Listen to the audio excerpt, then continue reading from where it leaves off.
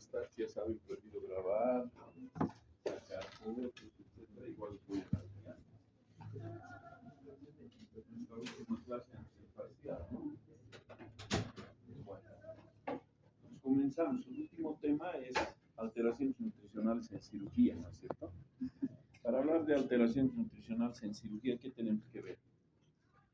Cuando hablamos de nutrición, tenemos que decir que es la administración de nutrientes artificiales, ya sea por vía parenteral o por vía enteral. ¿Qué entendemos por vía parenteral? Enteral es todo lo que va a ser infundido a través de Venas. ¿no es cierto? Y vía enteral. Por vía oral. Por vía oral, ¿no es cierto? Ahora, cuando hablamos de vía oral, ¿será solamente boca? Enteral, ¿qué quiere decir enteral? No es oral. No, intestino. Entonces, es la administración de nutrientes a través del tracto gastrointestinal. ¿Estamos de acuerdo? Cuando hablamos de alteraciones, ¿qué tenemos que tomar en cuenta? Que la desnutrición nos puede llevar a varias alteraciones a nivel de todos los órganos, ¿sí? Básicamente es la masa muscular que se va a perder, ¿sí? Y al perder esa masa muscular, también tenemos que entender que solamente no es proteínas, también es hidratos de carbono, también es grasa y además agua y electrolitos, ¿no es cierto? Como ahora hablamos de macronutrientes y micronutrientes, ¿sí? La pérdida de la masa muscular es una de las manifestaciones más evidentes de la desnutrición, ya que se comporta como un sustrato energético. Se dice que del peso corporal que nosotros tenemos, un tercio aproximadamente representan las proteínas, ¿sí? Y de ese tercio que representan las proteínas, la pérdida de un 50% de las proteínas de recambio rápido, porque tenemos proteínas que se van cambiando lentamente y hay otras que se van cambiando de manera rápida, ¿sí? La pérdida de un 50% de esas proteínas nos puede llevar a la muerte de un paciente, ¿sí? Entonces tenemos que tomar en cuenta que es un aspecto bien importante para considerar. Pero ¿qué ocurre? Porque muchas veces desnutrición, sí, tracto gastrointestinal, a nivel del corazón. Hay una disminución de un 20 a 30% del diámetro de las miofibrilas, ¿sí? Entonces, fíjense cómo influye en el corazón. Tenemos musculatura que es lisa, pero es musculatura, ¿no es cierto? ¿Sí? Y eso se ha comprobado a través de las ecocardiografías que hay un adelgazamiento de la pared de los ventrículos. ¿Cuál es la importancia de los ventrículos?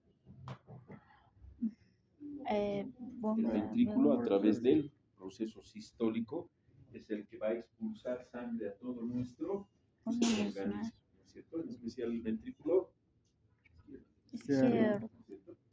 A nivel hepático produce edema y atrofia, ¿sí? ¿De quién? De los hepatocitos, ¿no es cierto? Y el hígado, ¿qué es? Es el principal órgano a través del cual nosotros metabolizamos todo lo que nos administramos, ¿sí? ¿Qué más? A nivel renal, hay un adelgazamiento de la corteza. Y ese adelgazamiento, ¿qué va a provocar? Una degeneración y descamación del epitelio ocular. ¿Cuál es la importancia del riñón? Filtración. Es por donde vamos a eliminar en este caso, el 95% de todo lo que nosotros podamos ingerir, ¿no es cierto? ¿Qué pasa a nivel de la piel? Va a producir un adelgazamiento y pérdida de la elasticidad de la piel. Por eso es que muchas veces cuando ya somos viejitos, ¿qué aparece? Tienes unas manchas, ¿no? Preocupados, llevamos al papá, a la mamá, al abuelito, al médico, es por la edad. Se parece todo lo que fuera por la edad. Pero ¿qué es lo que ocurre? Ese paciente también va a tener consecuencias a nivel del tracto gastrointestinal y de la piel. Por eso la pigmentación, ¿sí? ¿Qué ocurre a nivel respiratorio? Va a haber una alteración sobre el parénquima muscular en los músculos respiratorios. Nosotros ahora podemos medir rápidamente la saturación, ¿sí o no? Sí. y vemos que en las personas por encima de los 60 años esta saturación va bajando. ¿Por qué? Porque están afectados los músculos respiratorios. Ese paciente ya no tiene la misma capacidad como para inspirar y para expirar, ¿no? ¿A través de qué prueba pedimos eso? Porque ustedes ya han llevado medicina, ¿no? Espirometría, ¿no es cierto? Y a nivel de la mucosa intestinal va a haber una resistencia a la proteólisis de enzimas y a la invasión de flora microbiana, ¿no es cierto? Entonces, ¿qué es lo que ocurre? Las vellosidades intestinales se van adelgazando. Y como las vellosidades intestinales se van adelgazando, la capacidad de absorción a nivel intestinal va a ir disminuyendo. ¿Sí? Y al disminuir esa capacidad de absorción, nosotros podemos llegar a tener un proceso de desnutrición si es que no se aporta adecuadamente a ese paciente los nutrientes. ¿Sí? Entonces, eso es básico e importante para entender que la desnutrición no solamente nos afecta el sistema músculo-esquelético, ¿sí? Estamos viendo órganos principales, corazón, pulmón, hígado, ¿sí? Cuando hablamos de terapia nutricional, ¿qué tenemos que tomar en cuenta? Hemos hablado que hay dos tipos de terapia, una que es parenteral y otra que es enteral, ¿sí? Pero al hablar de terapia parenteral, también podemos hablar de una terapia parenteral parcial y de una terapia parenteral total, ¿sí? Cuando hablamos de parcial, ¿qué perseguimos a través de una terapia parenteral parcial? Pero ¿a quién le haríamos una terapia parenteral parcial? A una persona desnutrida.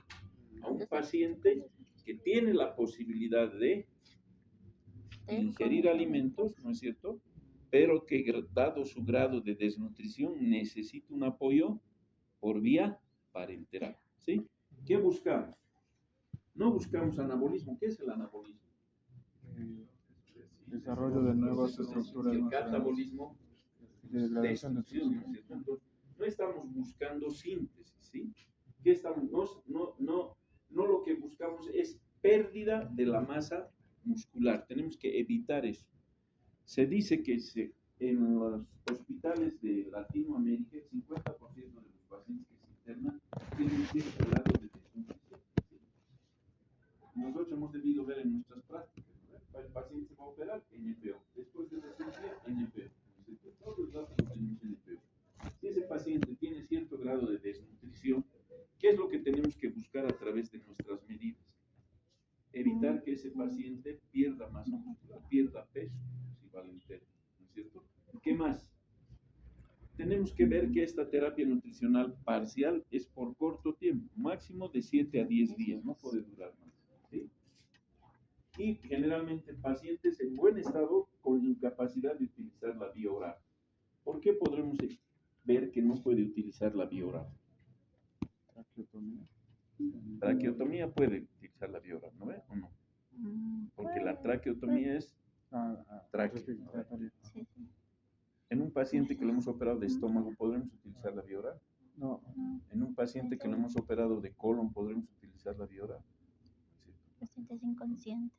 Ese paciente va a llegar, pacientes inconscientes, ¿no? Ese paciente va a llegar a nuestro hospital para que lo tratemos. Ejemplo, un cáncer de estómago.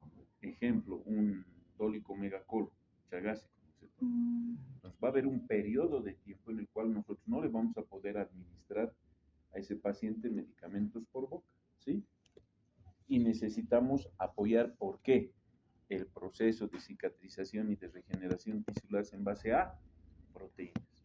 Y si nosotros le dejamos por un buen tiempo NPO a ese paciente, ¿lo mejoramos o lo empeoramos? Lo empeoramos. Empeoramos.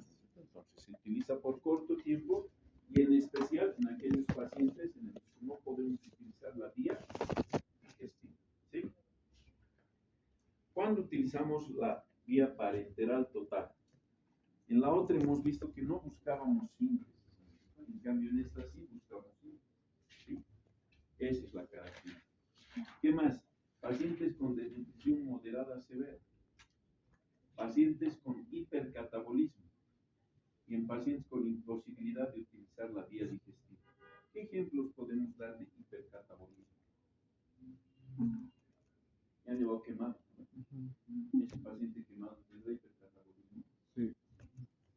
paciente con peritonitis generalizada tendrá hipercatabolismo. Un También. paciente con pancreatitis. Entonces, en ese tipo de pacientes nosotros necesitamos darle vía parenteral total. ¿Qué tenemos que considerar? Que la vía parenteral, ¿no es cierto?, ya sea total o parcial, es individual. Yo no puedo darle la misma cantidad de nutrición a un paciente que a otro paciente, ¿sí? Es individual. No es fisiológica, ¿no es cierto? Porque a nosotros la comida nos entra por los ojos, por los olores y lo que saboreamos, ¿no ves? Vemos un plato terrible y quisiera eso, ¿no ves? Sentimos el olor de lo que está cocinando la mamá o la abuelita, qué delicioso, ¿no? Tengo que llegar a almorzar, ¿no ves?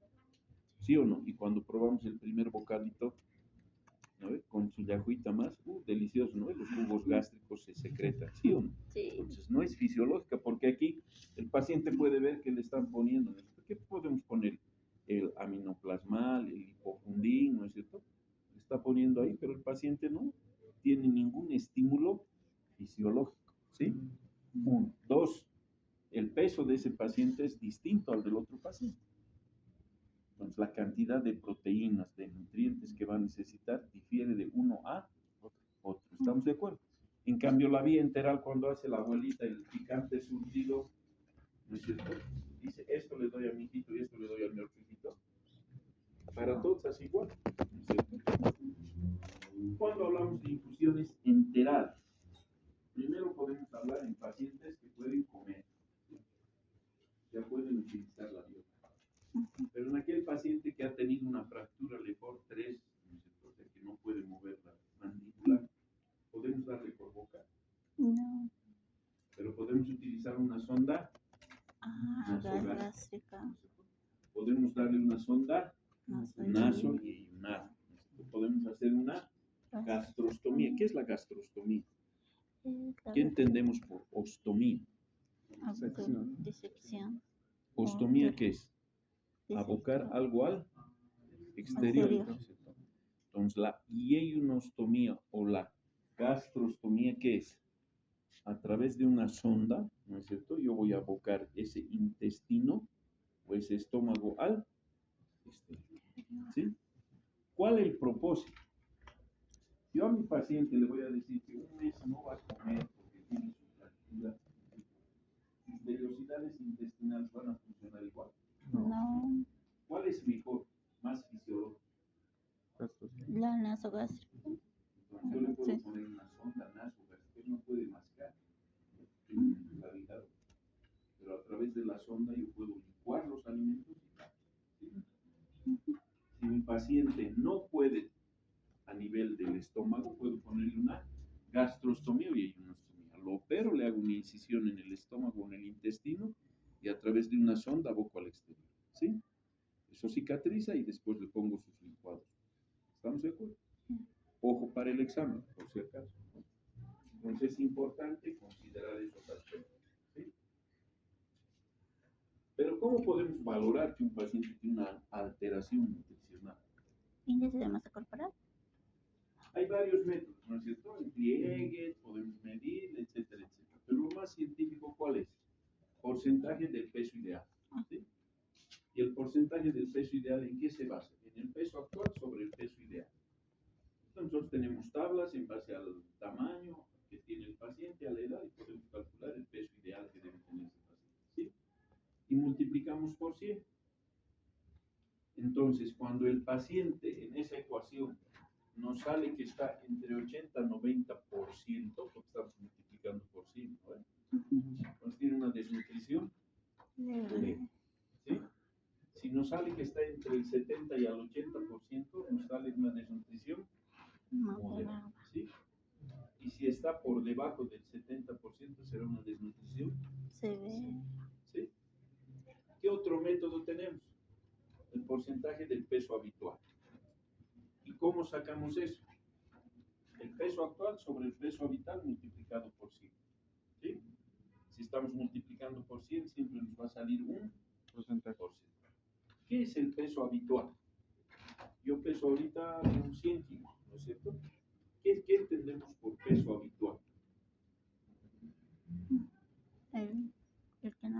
que pesa el una paciente. especie de promedio de lo que normalmente yo pesaba, ¿no es cierto? El año anterior, el anteaño, ¿no es cierto? Porque siempre andamos ahora con la balanza, ¿no? Entonces es importante considerar cuál era su peso habitual. Entonces multiplicamos por 100 y igual, de 85 a 95 desnutrición leve, de 75 a 85 desnutrición moderada y 75 desnutrición severa, ¿sí? Entonces son datos más, ¿cómo les diría? Más palpables, ¿no? Más objetivos de lo que puedo ver yo como desnutrición. Pero además tenemos pruebas bioquímicas, ¿no es cierto? Cuando nosotros pedimos el proteinograma y hemos visto el preoperatorio, ¿para qué nos sirve? ¿Por qué pedimos el proteinograma en un paciente que opera? Para ver los niveles de Hemos albúmina, visto, ¿no es cierto? Las bases de la cicatrización y la inflamación incluyen la cicatrización y eso es en base a proteínas, ¿no es cierto? Y el proteinograma, ¿qué nos da? Proteínas totales, albúmina y fracción globulina, ¿no es cierto? Entonces, cuando nosotros pedimos eso, ¿qué pasa? Nos dan un valor. ¿Cuál es el valor normal que tenemos? 3 de 3,5 a 5,5 de albúmina de Un promedio de 3,5 para arriba, consideramos que ese paciente está bien nutrido, ¿no es cierto? Sus proteínas están normales. Cuando el déficit es de 2,7 a 3,5, estamos hablando de un déficit leve, ¿sí? Cuando está entre 2,1 a 2,7 es un déficit moderado, ¿sí? Y cuando es 2,1 a menos, estamos hablando de un déficit severo, ¿sí? Entonces, lo único que nosotros tenemos que hacer es pedir proteínas totales y fracción albúmina. Nos informa el laboratorio y en un preoperatorio programado diferido, si los valores están normales, podemos entrar. Si está en un valor de 2,6, ¿podré entrar? Voy a tener problemas en la cicatrización. Entonces es un aspecto que yo debo considerar, ¿sí? Otra prueba que puedo pedir a nivel bioquímico es la transferina sérica, ¿no es cierto? Y la transferina es una globulina que se sintetiza también a nivel del hígado. Fíjense la importancia del hígado, ¿sí? Entonces, cuando su valor está entre 150 a 200, es un déficit leve de transferina y me está hablando de desnutrición leve. Cuando estamos entre 100 a 150, estamos hablando de un déficit moderado, ¿sí? Y cuando hablamos de menos de 100, estamos hablando de un déficit severo, ¿sí? Entonces tenemos pruebas en base al peso y tenemos pruebas en base a estudios bioquímicos, ¿sí? Inmunitarias, ¿no es cierto? Nosotros pedimos ¿qué? El hemograma, y en el hemograma ¿qué valoramos? Serie roja, serie blanca, plaqueta. En la serie blanca entonces tenemos la fórmula leucocitaria relativa y la fórmula leucocitaria absoluta, ¿no es cierto? Entonces, yo puedo pedir un conteo total de linfocitos, ¿sí? ¿Y cómo saco eso? El conteo total de linfocitos es los leucocitos por milímetro cúbico, nos informan, ¿no? ¿Cuál es el valor normal de glóbulos blancos? De 5.000 a 10.000. Nosotros voy a informar 6.800, ¿no es cierto? 6.800. Por porcentaje de linfocitos, ¿cuál es el valor normal de los linfocitos en la fórmula leucocitaria relativa? Ay, eso es. Qué bien, pregunta para el examen. Sobre 100. Entonces me va a salir un valor y de acuerdo a ese valor que me sale, de 1.200 a 2.000, un déficit leve, de 800 a 1.200, un déficit moderado, y menos de 800, un déficit severo, ¿sí? Entonces tenemos varias pruebas objetivas como para poder nosotros decir que ese paciente está con una desnutrición, ¿sí? Y hemos llegado a la conclusión de que mi paciente tiene desnutrición. Entonces, ¿qué voy a hacer? ¿Sí? Tenemos que utilizar la fórmula de Harris-Bennett, que nos habla de un gasto energético basal, tanto para hombres como para mujeres. ¿Qué quiere decir el gasto energético basal? Es la cantidad de energía que yo necesito como para que ese paciente esté vivo, sin ningún tipo de enfermedad. ¿Sí? Por ejemplo, yo en la nochecita, cuando estoy durmiendo, sin soñarme con nadie ni nada feo. ¿Y cómo saco eso? Entonces, hay constantes. En la mujer es 66,5 más el peso en kilogramos por 9,9. ¿Sí? El paciente pesa 60, 60 multiplico por 9,9. ¿Sí? Más la talla en centímetros. ¿No es cierto? Si mide 1,70, ¿cuántos centímetros tendrá? 170, ¿no? Por 1,8. ¿Sí? Menos la edad, menos 4,7. Primero hago siempre, porque ustedes son expertos en matemáticas, ¿no? Lo que está dentro de los paréntesis, ¿no? Y después recién hago la suma total. ¿Están de acuerdo? Y para el varón es lo mismo, pero las constantes varían, ¿sí? En el peso, en vez de ser 9,7, es 13,7. En la talla es por 5. Y en la edad es menos 6,8. ¿Estamos de acuerdo? Sí. Entonces aquí me sale una cantidad. ¿Y qué quiere decir? Esa es la cantidad de energía que yo necesito para que ese paciente esté vivo, quietito, sin hacer nada. ¿Estamos de acuerdo? Pero nosotros y nuestros pacientes no están así, ¿no es cierto? Entonces, a esa fórmula que me sale, yo le tengo que aumentar, ¿qué? El gasto energético basal, que es lo que hemos sacado, ¿no es cierto? En base a esa fórmula. Pero eso multiplica, ¿por qué? Por el factor de la actividad. ¿Y qué es el factor de la actividad? Si mi paciente, dicen los autores tradicionales, ¿no está encamado o no encamado? En pocas palabras, ese paciente puede movilizarse o no puede movilizarse. ¿Está en reposo absoluto o está en reposo relativo? ¿Sí? ¿Qué paciente podrá estar en reposo absoluto? Un ejemplo. Cuando es en coma, paciente en coma.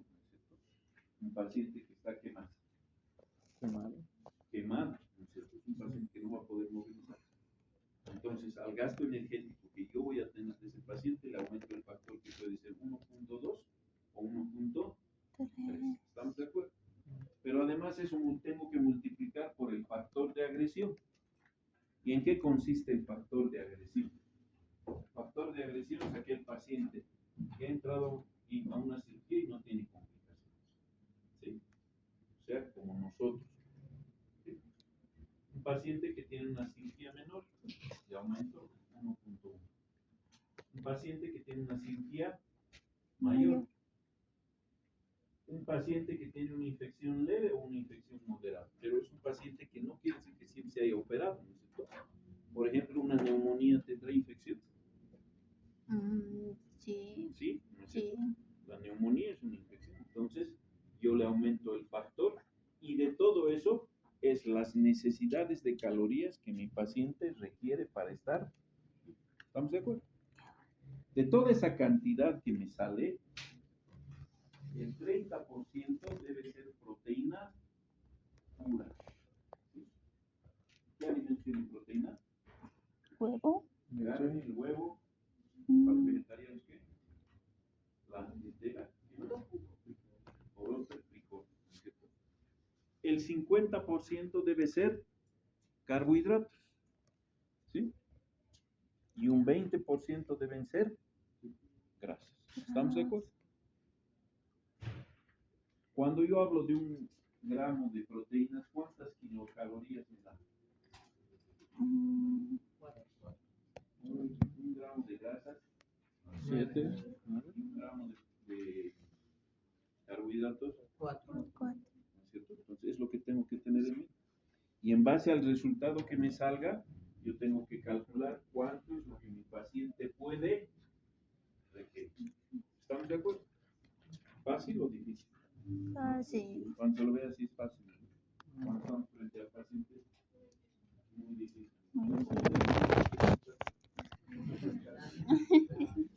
¿Alguna pregunta, doctor? ¿Alguna observación? Por favor, para el día viernes, esténse 15 minutos antes, ¿ya? Con su carnet, o perdón, por su matrícula para ingresar ¿Alguien quiere que le pase las diapositivas?